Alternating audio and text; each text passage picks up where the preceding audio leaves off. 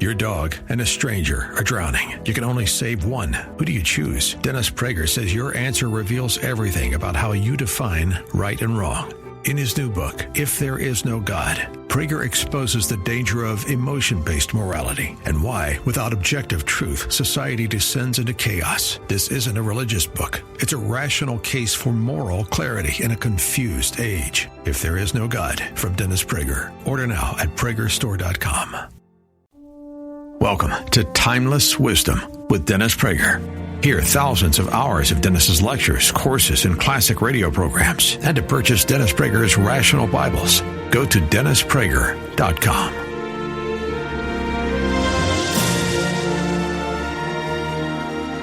On today's episode of Timeless Wisdom. For me, my complete happiness comes from God. It isn't that it isn't added to by my wife, my kids. Well, then wait. Then it isn't your complete happiness. God alone is the source of all my happiness. The source is not the same as the whole. That's coming up on Timeless Wisdom with Dennis Prager. And it starts right now. It's the happy hour. Yes, it is. Hey, everybody. Welcome to the Happiness Hour on the Dennis Prager Show. Keep that music going. My maestro, Sean, the maestro. Yeah.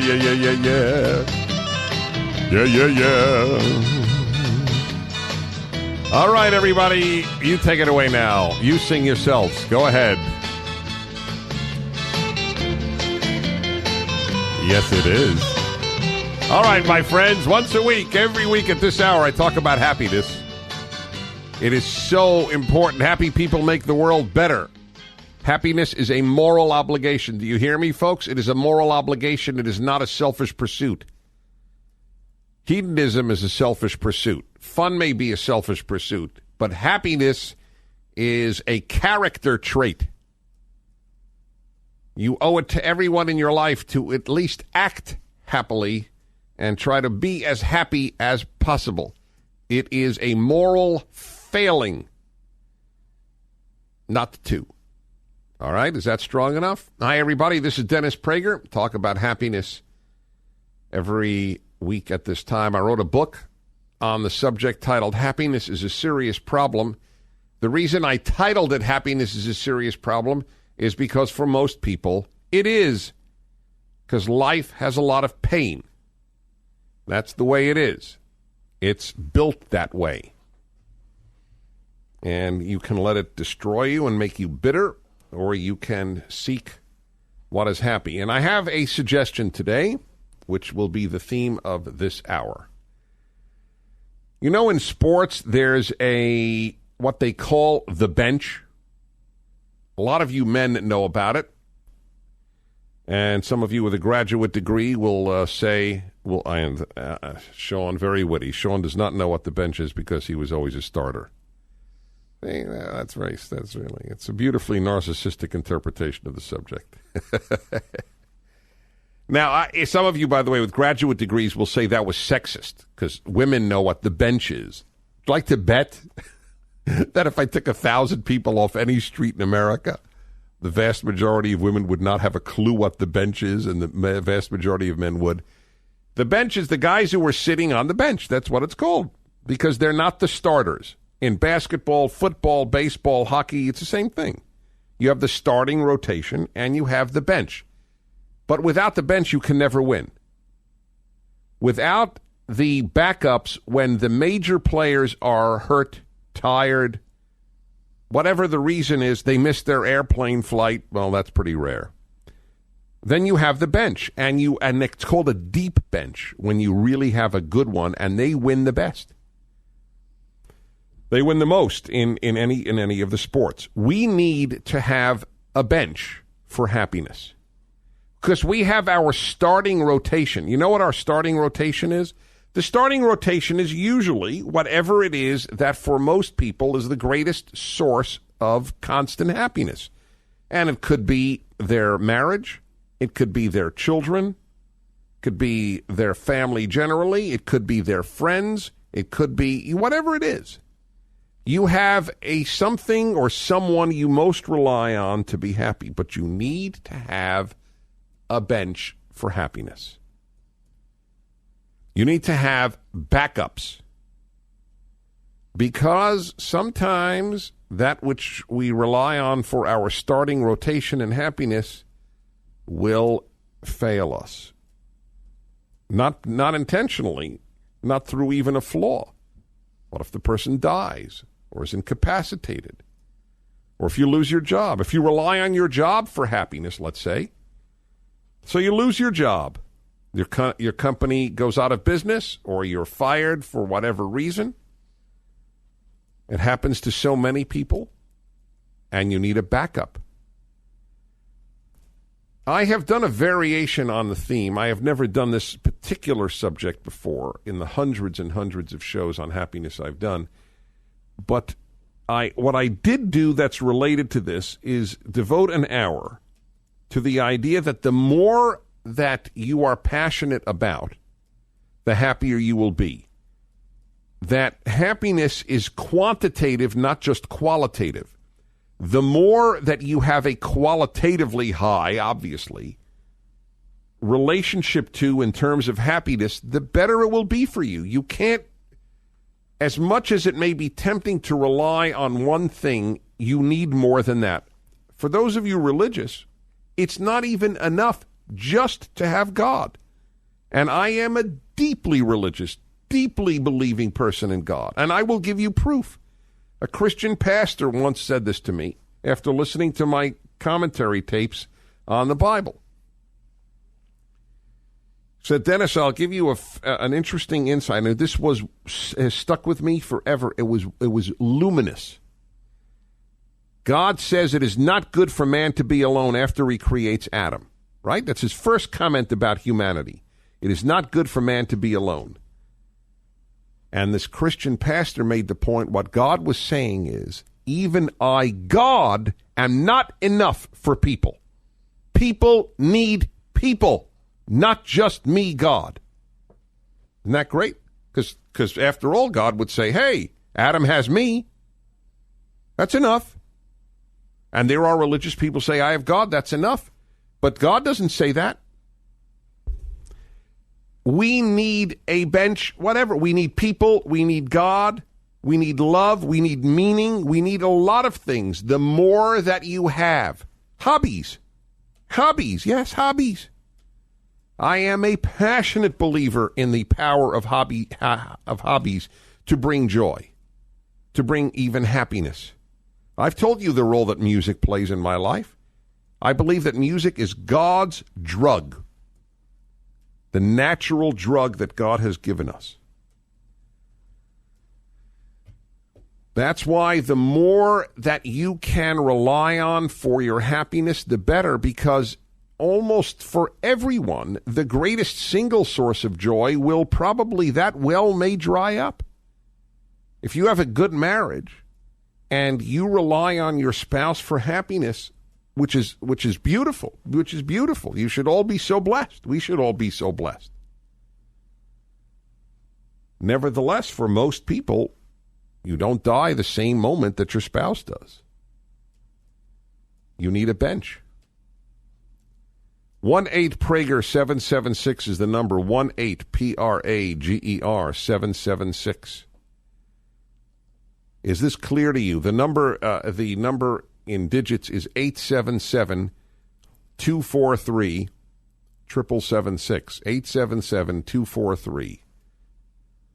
877-243-7776. Is that clear to you how important it is to have as many things as possible?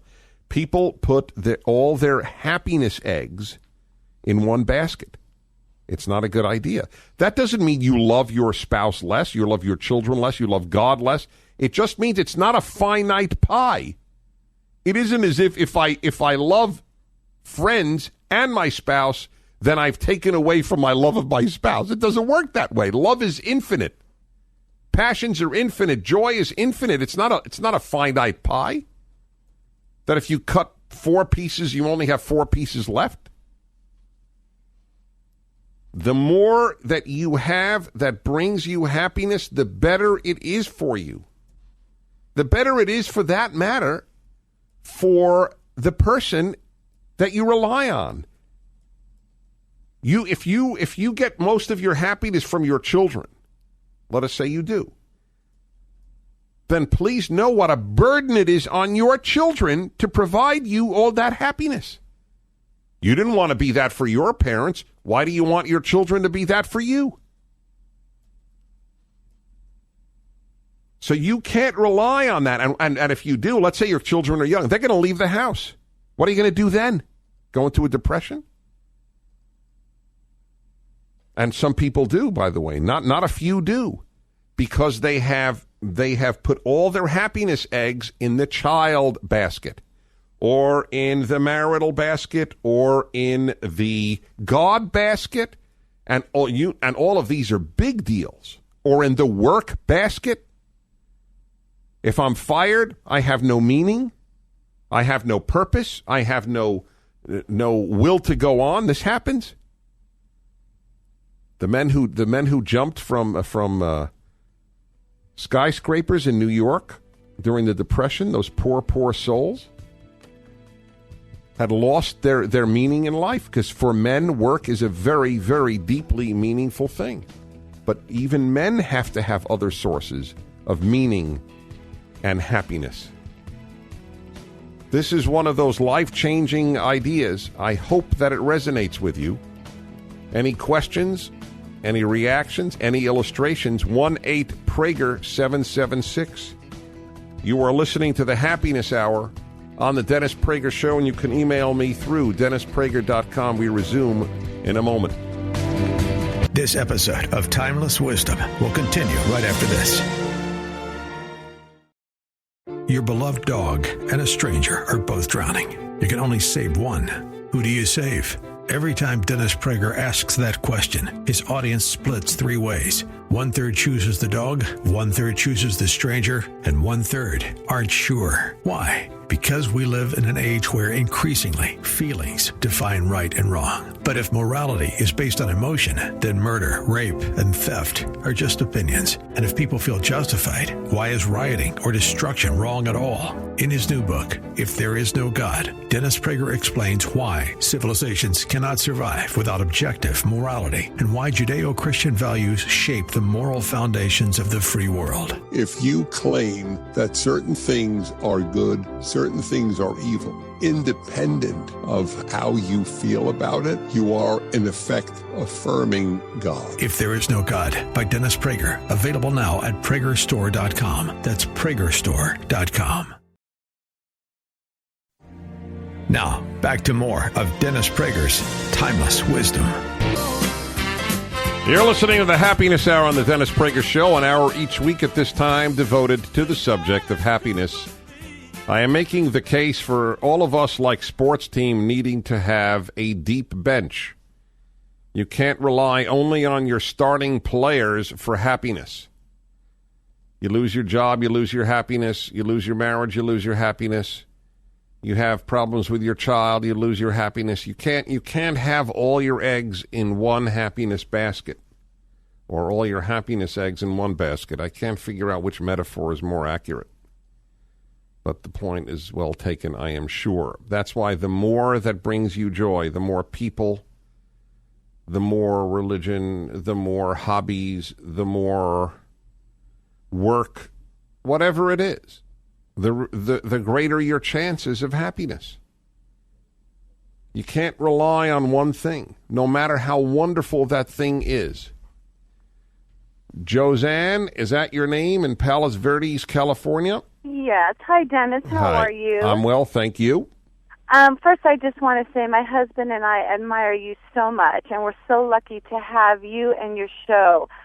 It's the best thing that comes to us every morning. That's so kind. Thank you. I'm glad you feel that way. Thank you. I wanted to ask you if you've ever seen the movie.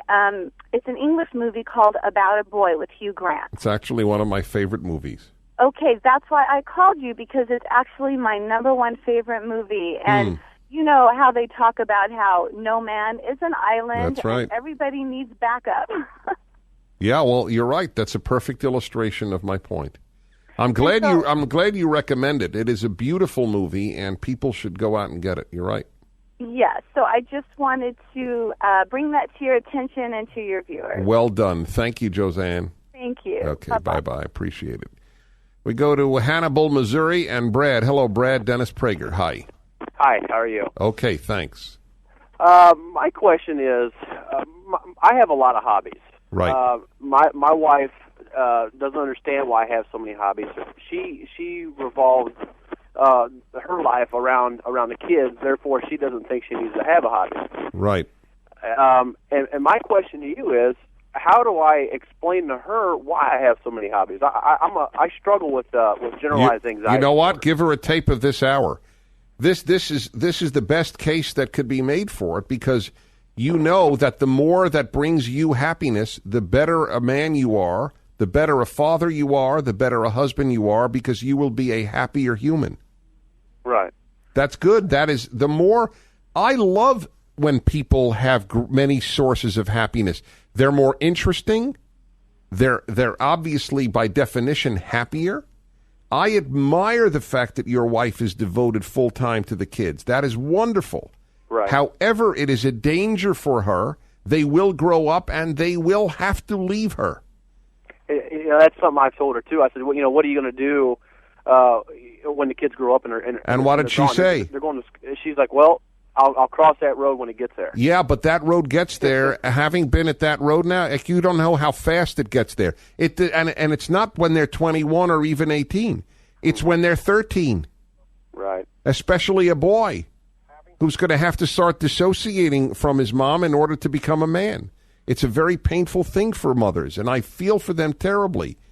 They have diapered and doted on and loved up and cuddled and sung to this boy who then says, "Excuse me, I'm a man. Have a nice day, Mom." That's true. So it's good for her.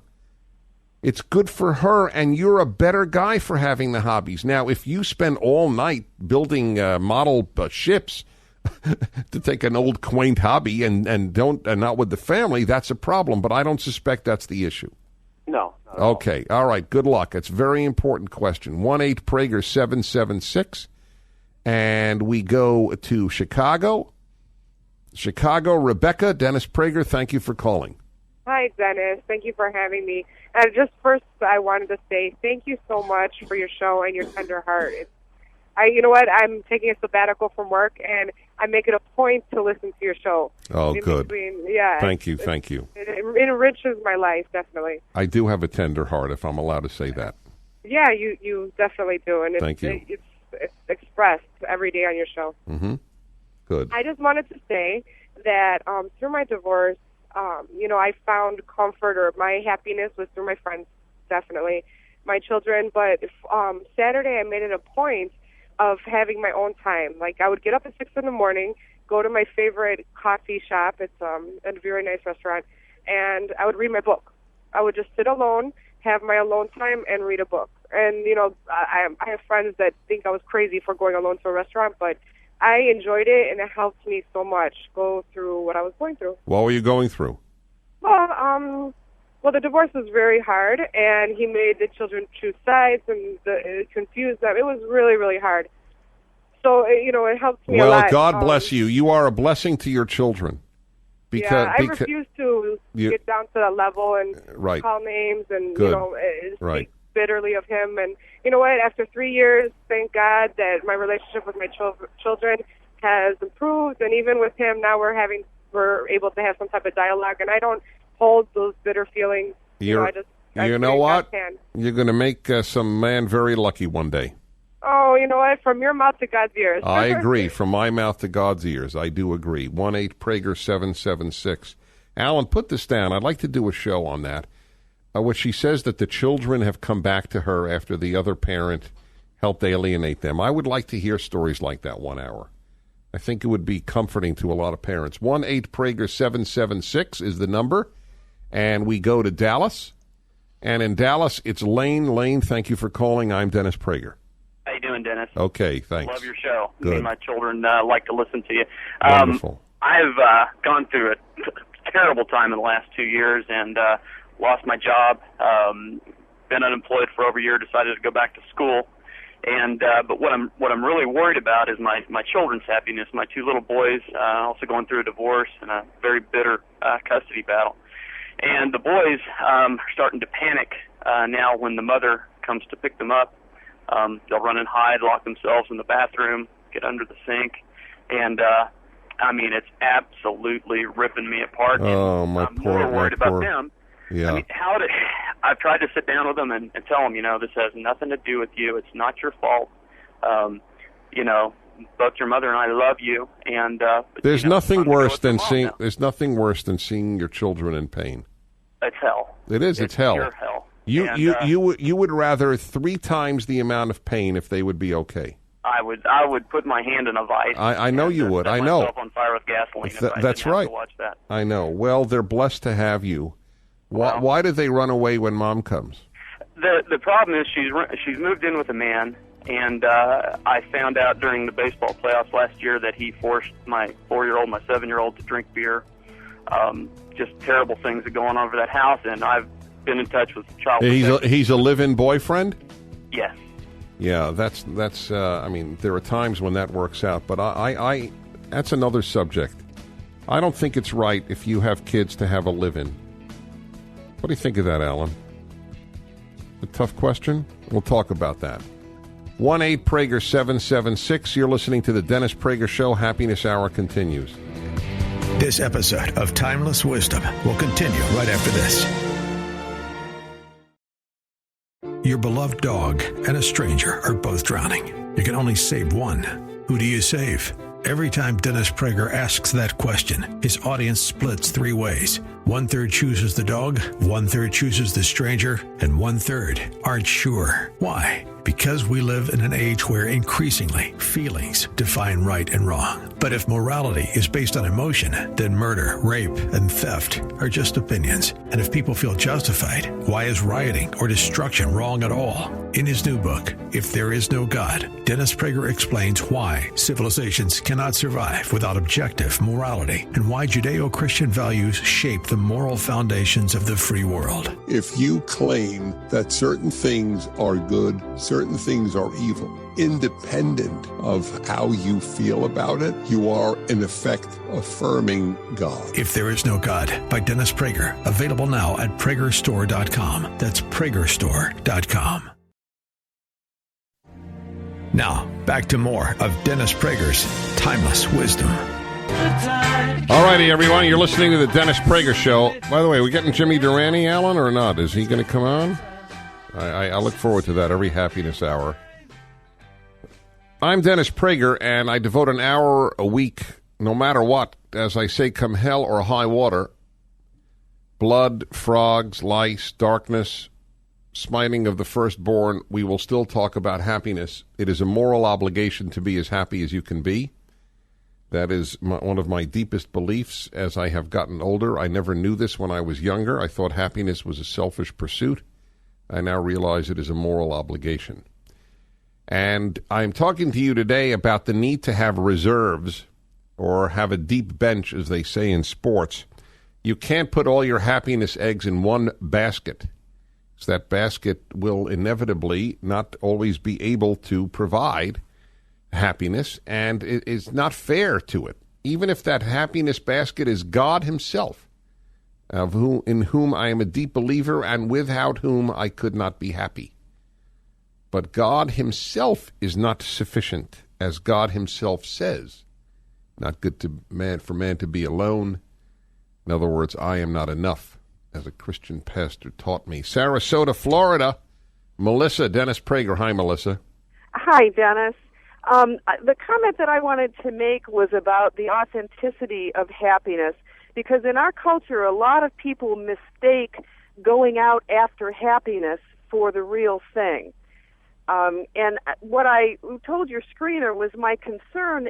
I'm a psychotherapist, and what I see is a lot of couples finding all kinds of ways to be happy to avoid the legitimate problems in their lives or their marriages that should be causing them some unhappiness. If they have the reserves that you talk about, it doesn't make their entire life unhappy. But I have a problem with people using our cultural view of happiness to avoid real issues in their life. Yeah, it's hard to disagree with you, but it's also hard to get a handle on it because I would need a good example. Well, one example that would be a composite of people that I've worked with in the past is women who are raising children. They decide that doesn't really fulfill them the way they thought it would, and so they go out searching after all the things they can do to make themselves happy.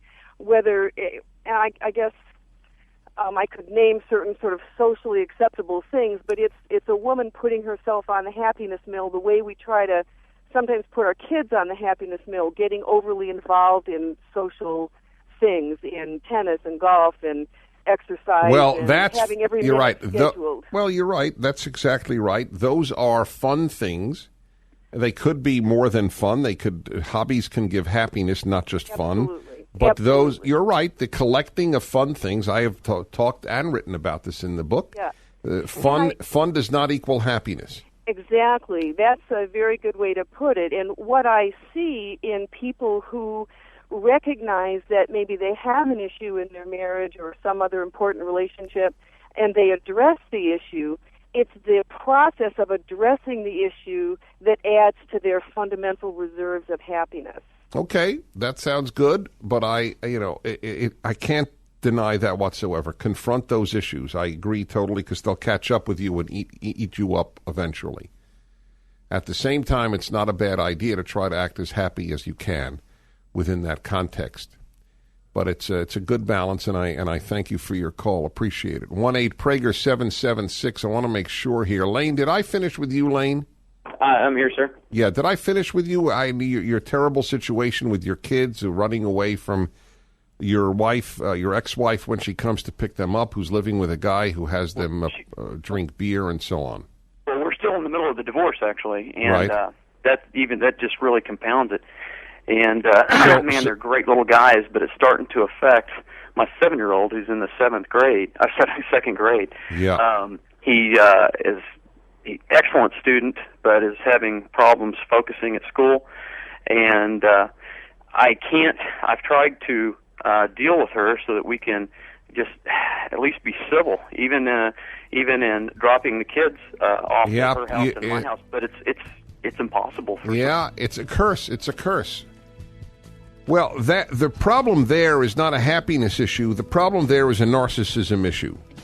I am the center of my life, and I will look after me, and the kids are a secondary issue. Both members of both sexes can do it. I think that in these custody matters, it comes more easily, unfortunately, to women, because they're more likely to be certain that they are better than the man. We'll be back in a moment. Oh, I get carried away that I forget I have to actually speak. I'm not here to listen to music. I love this. It so touches my heart, this Jimmy Durante song. Hi, everybody. This is Dennis Prager, and this is the Happiness Hour. This hour dedicated to the idea that we need as much as possible, as many happiness eggs in the basket. All of them in one basket. I guess we need more baskets, I guess, not more eggs, or both. Again, I'm tripping up on my own metaphor. But I think the point is clear. You can't rely on just one thing, no matter how wonderful it is. And that includes all the many things that I have found, including religion and God. Even they are not enough. They are necessary, in my opinion, but not sufficient. As is children. Well, even children, there are people who are happy who don't have children.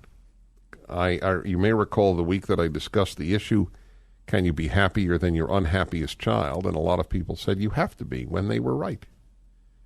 That is exactly right. This is why it is an art happiness. It is an achievement. When I meet happy people, or people who act happy, and I don't mean in some phony, smiley way, I admire them. I admire people for attaining happiness. Life is tough. Scott in Minneapolis, Dennis Prager, thank you for calling. Thank you for taking my call, Dennis. First, let me say how much I appreciate you and your show. You have given me numerous sermon illustrations from your writings and your thank you. program. Well, I need to tell you, it is one of the great joys when I hear this from a clergyman, and I often think, God, I am a real gift to these guys because I give you a lot of good material. And it's not boasting, but I raise issues that I know you people love. Absolutely. Yes, so it's just like that pastor gave me that notion about, it's not good for man to be alone. Even God, I'm not enough. I got that from a pastor. Go ahead. Well, you really helped me in the Second Great Civil War, I think was the article that you wrote concerning liberalism and conservatism, and helped me be able to share that from a pulpit without violating the tax codes. But anyway, my point is this. First of all, I agree with you that happiness is extremely important. One of the problems that I run into, especially in counseling situations as a pastor, is people come to me that are very unhappy, and their definition of happiness seems to be skewed. They will share with me whether it be their job or their marriage or their relationship with God. And some have come to me in a very disappointing sentiment of saying that we search for God, but we don't feel happy. And one of the things I've noticed is, especially when we're going through trying times, whether it be divorce, whether it be financial problems, that sometimes God uses those times to sharpen us, and our temporary happiness, or I guess I should say satisfaction in those times, should be sacrificed for the character sharpening that God is doing in us, which is going to bring the ultimate happiness in the end. And I just kind of wanted to get your thoughts. Now, what is that ultimate happiness in the end? Knowing that God's purpose is being fulfilled in your life and you're becoming the person He intends. I don't have a problem with that. I have gone through a lot of pain and believed that there was meaning in it, and in fact, it's our choice whether to derive meaning. In fact, I agree with everything you said, but nothing you say, unless you mean it to, differs with what I've said. Okay. Is that fair? Is that fair? The more that one has in life that can bring one happiness, I don't mean fun like television, but happiness, the more that does, the better it is for the individual. I think what could be misconstrued is, in our focus on happiness, which I believe is legitimate, that the definition of it, as I'm saying, people are saying, well, I'm not happy right now, therefore I need to bail out of this situation in order to find it. And the end of that situation is actually what's going to bring happiness by not bailing out of it. Well, you don't know when to. Well, but you would have to acknowledge there were times when a ship is sinking, and you should bail out. But I believe the trials that we walk through, especially if we put our trust in God, that there's not going to be a need to bail. Are you referring specifically to divorce or something else as well? What if you have, let's say you have a bad job? Maybe you should bail out of a bad job. Why should you say, how do you know it's God's will that you be in a lousy job or in a lousy marriage? I guess defining bailing out would be a good item. Sometimes leaving the job is fine, but people move away from the things that try to sharpen them. They move away from unhappiness, or they move away from the contention or the strife that sometimes God is allowing to sharpen them, whether it be that job or that marriage. And yes, sure, there may come a time where the situation must change, but I believe what we're putting our trust in as far as seeking happiness needs to be redefined. Yeah, it may be so, Pastor Scott, and maybe so. I would need to have an individual case and analyze our reactions to it to see if they differed or were the same. I'm honored by your call, needless to say. Let's go to Riverside, California, and Larry. Hello, Larry. Dennis Prager. It's a pleasure, Dennis. Thank you. Thank you a lot. Thank you. The point I wanted to make was I'm going through a divorce, and the program where you read out the announcement that you had meant a lot to me, touched me deeply as well, the situation I'm going through. Right. After 20 years of marriage, my wife had no interests, no hobbies. She collected, she had one type of collection, but when it came time to try and join together with anything, I found it very difficult. I have many, many interests and hobbies. Yeah. So many so that they frustrate me because I don't know which one to do, and they're very consuming. But there was nothing we could join together with. And when it came time for gifts or Christmas... Men are more likely to have hobbies. Women are more likely to follow their nature and gravitate toward nurturing. And go on. That was lacking also. I had a lot of interest in my kids, but again, there was tremendous difficulties there. So it was very frustrating. Well, you had bad luck. Well, it's getting better. So what is getting better? Oh, you mean you've divorced? Well, we're going through the divorce, and Yeah. of course it's painful, but I don't have that. Well, hopefully, if you described it correctly, and of course she's not here to describe her side, but if you described it more or less correctly, hopefully, she will also grow from this and say, you know what? I do need more things to be passionate about. I do have to get outside of myself. Final segment of the Happiness Hour coming up on the Dennis Prager Show. This episode of Timeless Wisdom will continue right after this. Your beloved dog and a stranger are both drowning. You can only save one. Who do you save?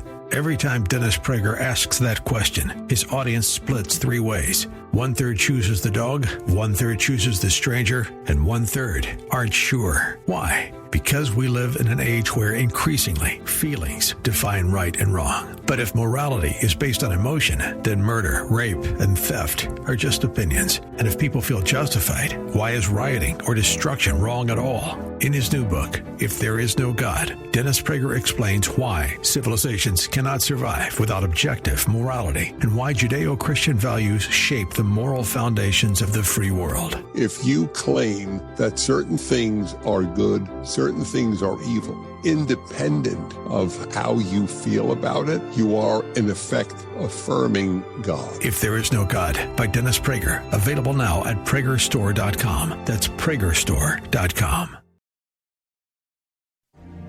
Now, back to more of Dennis Prager's Timeless Wisdom.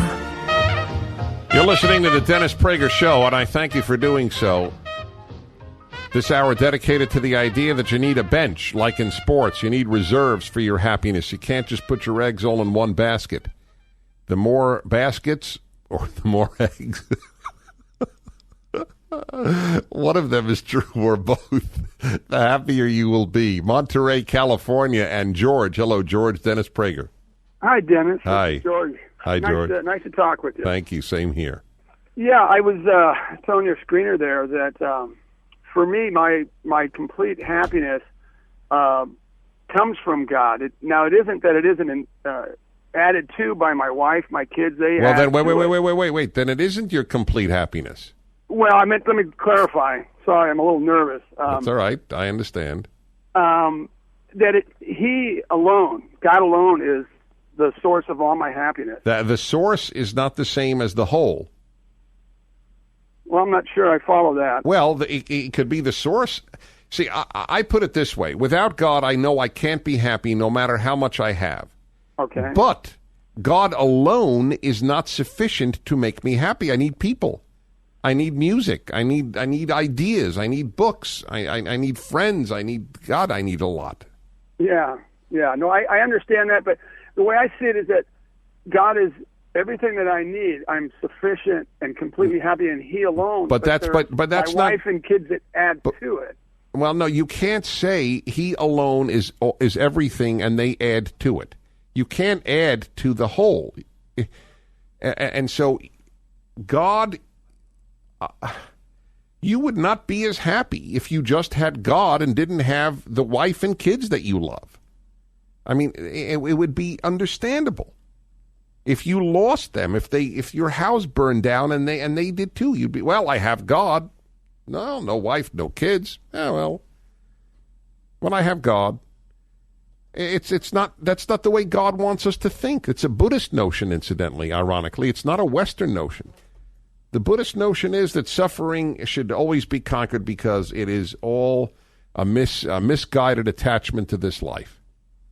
And so I remember I interviewed a Buddhist monk on a show many years ago, and I said, His Holiness, if you lost, because he had no children or a wife because he was a monk, and I said, who do you love? He said, my brother. If your brother died, I assume is the Buddhist ideal that you would not mourn, you would not weep. He said, that's the ideal. I don't know if I could achieve it, but that's the ideal.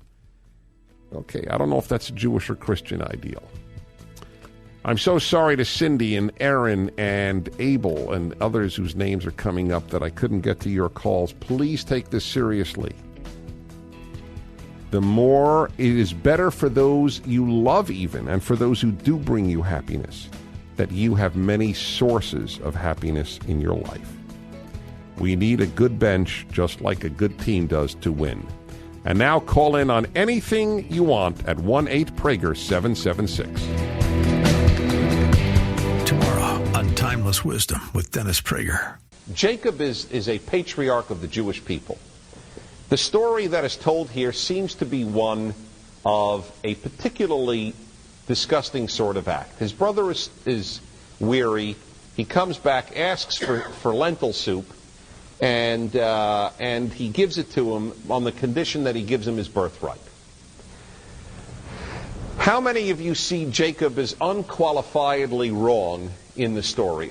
Well, let's put it this way. Wrong is not the word I'm looking for. Is unqualifiedly the bad guy in the story. Join us tomorrow to hear more on Timeless Wisdom with Dennis Prager. This has been Timeless Wisdom with Dennis Prager.